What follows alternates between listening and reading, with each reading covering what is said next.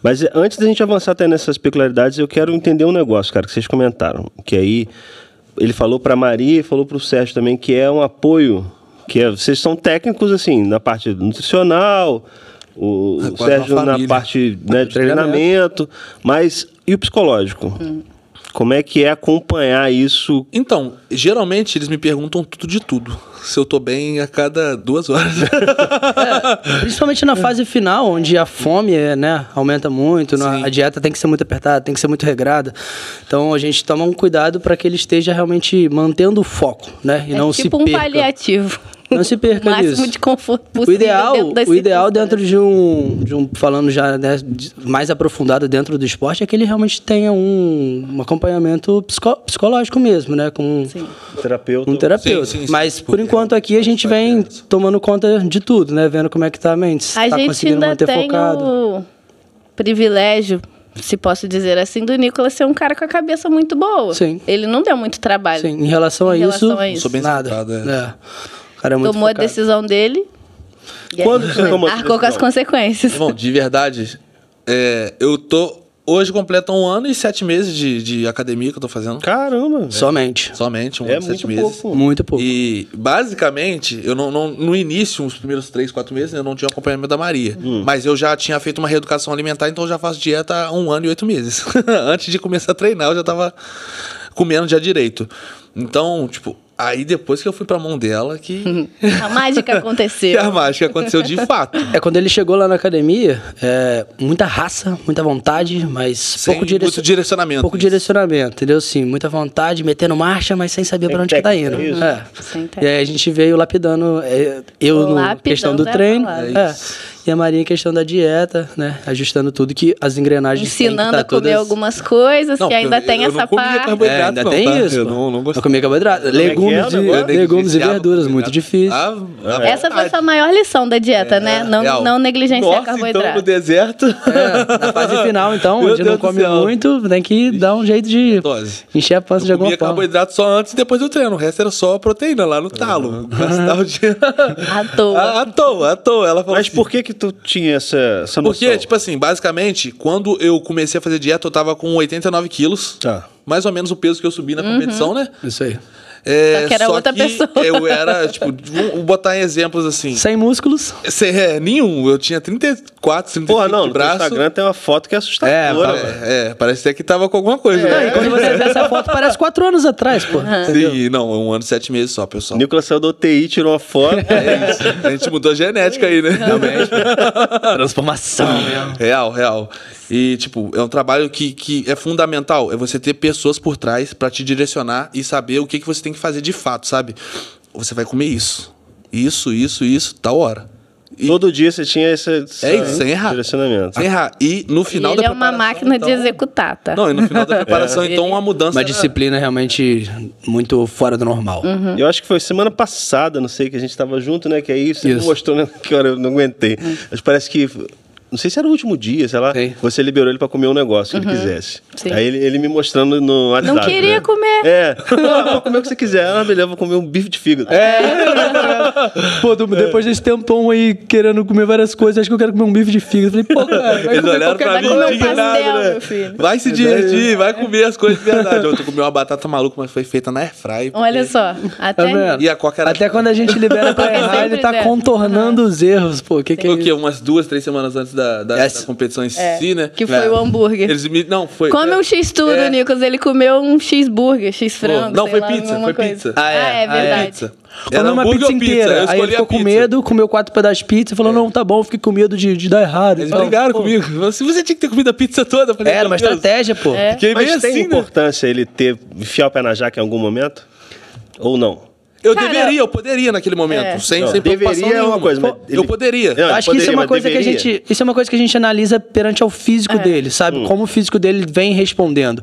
E depois de muito tempo de dieta restrita, em algum momento é interessante a gente estar, né, jogando um alimento muito calórico, muito sódio. Né? O que é isso? É tipo dar um susto no organismo. Até pra ver como é que o meu corpo vai reagir. Uma quantidade muito além do que ele tá acostumado a comer. Com aquela comida também em si, né? O tanto de sódio. E o Nicolas ficou pronto muito antes da hora. Isso aí. Então a gente teve que tomar conta pra não estragar. E proibiram de fazer até cardio, pra você ter noção. Quase isso. Né? O cardio era bem... Porque um cara tão disciplinado que a gente falava assim, 30 minutos de cardio, já fiz 40. Não, cara. Fiz 1 hora de escada. Não, calma. Brecado, né? Isso. Mas fiquei viciado em fazer cardio. Mas isso é bom porque... pronto antes da hora também é um problema, né? Depende. Foi um grande problema porque já era um estilo de vida que ele estava acostumado a manter, não foi sofrido ficar pronto em cima. Sim. Na verdade, a gente nem planejou ficar pronto em cima muito antes da hora. Foi um acaso que aconteceu, que de repente a gente olhou e falou, cara, tá pronto. É isso. Não tem muito mais o que fazer. De fato, e foi bom porque eu não precisei sofrer tanto igual os outros atletas. E isso foi uma coisa que a fato, gente percebeu de diferente lá no backstage. Eu não entrei no backstage, mas eles entraram. Sim. Relataram bastante coisa da galera tá sofrendo muito com alimentação, com desidratação. E olhando o Nicolas falando, cara, não é possível que você tá assim. Foi aí que eu falei, eu tô realmente muito tranquilo. Sim, o trabalho foi muito bem feito, né? Em comparação com outros atletas que a gente viu, tanto daqui da cidade que também foram competir lá, quanto os atletas que a gente viu lá, realmente foi tudo muito diferente, o trabalho que a gente fez, o trabalho que eles fizeram. E eu acho que a diferença foi o tempo que a gente teve para fazer esse trabalho. Então, a gente não precisou fazer nenhuma manobra radical, nada muito diferente. Então, deu tudo certo, sem sofrimento, né? Tempo de trabalho, você falou. Tem algum período meio que padrão, sei lá, pro cara... Então, se você for pegar os atletas profissionais aí, eles normalmente iniciam dieta 16 semanas, 12 semanas, ali, por aí. Depende do ponto de partida também. Depende de como o atleta está também, para a competição que ele vai subir. Entendeu? Então, assim, se estiver precisando de muitos ajustes, precisando secar muito, né? Às vezes passou por um período de off-season muito intenso, e aí, assim, vai precisar de mais tempo até atingir o ponto ali que, né, se quer no palco. Vai precisar de mais tempo. Então, é muito individual, né? Então, mas aí, dúvida de leigo, tá? Claro. Não é um esporte que o cara tem tempo... Tipo assim, ele tem que estar treinando o tempo todo. Tô errado. Uma coisa que a gente bateu na tecla várias vezes, inclusive conversando sobre isso com outros atletas, o Nicolas decidiu que ele quer ser atleta, é vida de atleta. Perfeito. O tempo todo. O tempo todo. O maior erro que a gente conseguiu perceber é a galera que leva a vida normal. E 2 meses antes do campeonato enlouquece na preparação. Aí quer subir no palco e não chega. Consegue botar um shape? Consegue, mas a custo de quê? Custo, né? Sim. Não, e outra, às vezes é sobre qual o nível de shape que você quer botar. Sim. Quer levar um troféu? Então, ou você quer só subir no palco? Então eu acho que é por aí, entendeu? É real. A gente fala que o fisiculturismo é um esporte de 24 horas por dia, 7 dias por semana, 365 por ano mesmo, sem descanso. Sim, então, na minha cabeça até isso faz mais sentido, né? Igual você falou. Perfeitamente. O Nicolas já vinha seguindo uma dieta limpa há mais tempo. Sim. Já vinha treinando há mais tempo. Aí... Sim. Então, o que vocês buscam no período de preparação mesmo, nessas 12 semanas que seja? Assim, eu preciso que ele defina mais alguma coisa. Dessa vez foi muito de boa por conta do nível que ele já estava quando a gente decidiu que ia ser esse o campeonato. Então, eu mexi pouquíssimo na alimentação dele. Tava comendo 4.600 calorias por dia. Uma semana Como é que é o flow da coisa?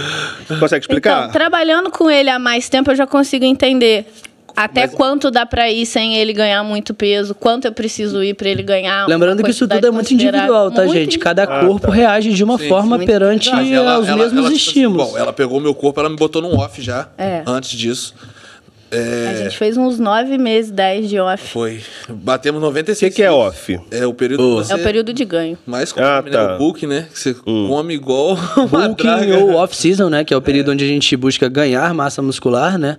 Pra, às vezes, estar preenchendo ali defeitos ou detalhes que precisam ser preenchidos, né? Como eu disse, na competição a gente busca proporção. Então, as pernas têm que ser proporcional ao peito, que é o ombro, ao braço. Então, assim, nesse período de off-season a gente está ali construindo, né, o que a gente precisa construir. E depois a gente entra no que a gente chama do pré... Vai enchendo o corpo. E depois a gente entra no pré-contas, né? Que é realmente para a competição. Descobrir o que construiu. E aí a gente vai limpando, né? E olhando ali o que a gente construiu. E esse processo que a gente fez de book, no caso, sim, isso é muito importante, pessoal. De verdade, faça o book limpo pra você não sofrer, porque... Então, esse é um ponto positivo. Você se habitua já, você só muda as quantidades. Depois você come bem mais. Os alimentos são basicamente os mesmos. Às vezes muda uma coisa ou outra por facilidade. Isso. Por exemplo... Às vezes é difícil comer 6 fatias de pão, mas em tapioca fica muito mais aceitável. Porque como já é uma fase que tem um consumo calórico muito maior, de um volume muito maior, dependendo do alimento fica inviável. No bulking você não come batata. Não dá porque, se eu for comer uma refeição de batata no bulk, eu vou estar comendo 1 quilo, 1,2 kg de batata no almoço. E aí você tem que buscar um carboidrato. E aí vem a malandragem. Aí era macarrão. Aí vem a malandragem que a Nutri, né? Tem um papel fundamental aqui, entendeu? De saber a densidade calórica de cada alimento e saber em qual momento a gente vai encaixar determinado alimento para facilitar o processo. Porque quem vai estar fazendo esse cálculo. No deserto ele comeu só batata, por exemplo. O que é deserto? O deserto? O deserto é você passar a comer de 320 gramas de arroz para 2 dias depois 120 de batata. Que nome absurda. Na última semana da preparação, a gente faz as maiores manipulações de alimentação para ele Teve um dia que eu nem falei no treino, pergunta o Sérgio. Quarta-feira eu nem falava. Então, a competição foi no sábado, quarta-feira eu não falava. Queria matar alguém. O deserto dele começou na segunda-feira, né? Foi segunda, terça, quarta, quinta um pouquinho ainda.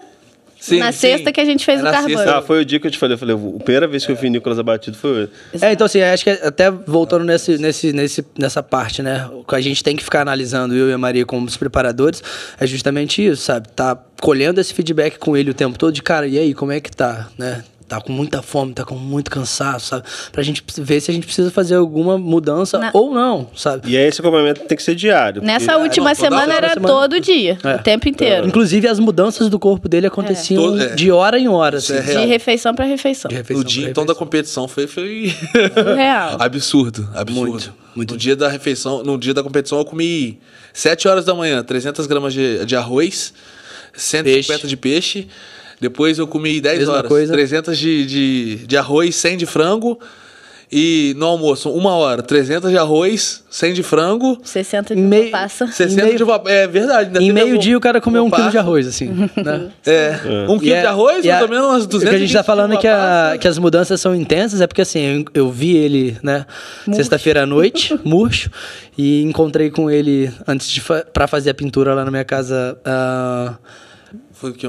Meio-dia? Meio-dia, né? Do sábado. E, cara, muito, muito, muito diferente. E, tipo assim, eu já tava atualizando eles desde cedo, já tinha tirado foto. No sábado, meio-dia, você me mandou uma foto. Eu falei que ele tava muito diferente. Tava diferente de quando ele subiu. Na quinta-feira a gente já conseguiu.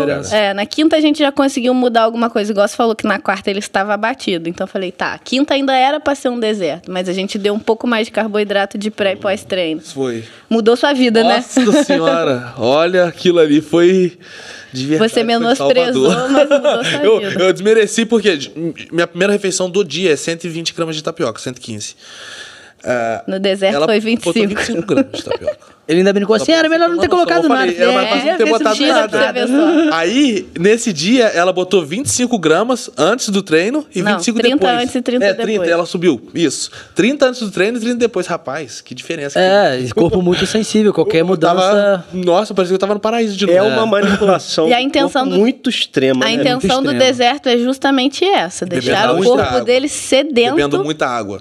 Tava bebendo... O que rola? Na última semana, que a gente chama de peak week, né? A semana final lá da preparação. Eu preciso hiperidratar ele. Então, ele vai beber uma quantidade exorbitante de água. Por que você tem hiperidratado? A gente chegou a bater 9 litros, né? Nos primeiros dias. Porque no final isso vai... Você vai entender. Isso é importante. A gente hiperidrata e reduz carboidrato simultaneamente. Porque o que eu preciso quando ele sobe no palco é que ele esteja com o músculo mais cheio possível, com a menor quantidade de água possível entre a pele e o músculo. Então a gente hiperidrata. Pele fina, é esse lance? A gente hiperidrata e reduz carboidrato. Então ele continua a rotina normal, treino, cardio, normal entre aspas, né, o que ele tolera. E aí quando vai chegando mais próximo da competição, a gente vai invertendo as coisas. Começa a reduzir muito a água e aumentar muito o carboidrato. Então o músculo que estava muito vazio vai puxar tudo o máximo possível.